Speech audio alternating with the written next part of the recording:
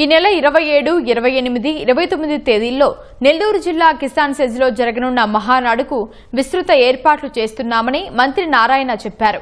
ఏర్పాట్లను నేతలతో కలిసి ఆయన పరిశీలించారు.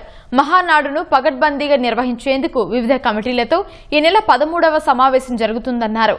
మహానాడును విజయవంతం చేసేందుకు నాయకులంతా సమిష్టిగా కృషి చేస్తున్నామని కోవూరు ఎమ్మెల్యే వేమిరెడ్డి ప్రశాంతే తెలిపారు.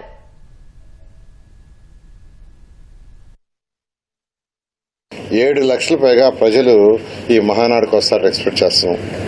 గతంలో ఎప్పుడూ ఎక్కడా జరగని విధంగా చేయాలనే దాంతో ఈరోజు నెల్లూరులో ఉన్న శాసనసభ్యులు, ఎంపీలు అందరూ యాక్చువల్గా కృతనిశ్చయితో ఉంటారు. ఆ విధంగా భారీ ఏర్పాట్లు చేస్తున్నారు.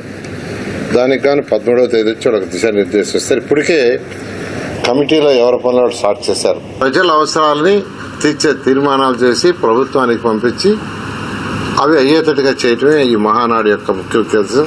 27, 28 2 రోజులు దీని మీద డిస్కషన్లు, తీర్మానాలు ఉంటాయి. దానికంటూ ఒక కమిటీ కూడా పెట్టారు. అది అయిన తర్వాత 29వ తేదీ బహిరంగ సభ ఉంటుంది.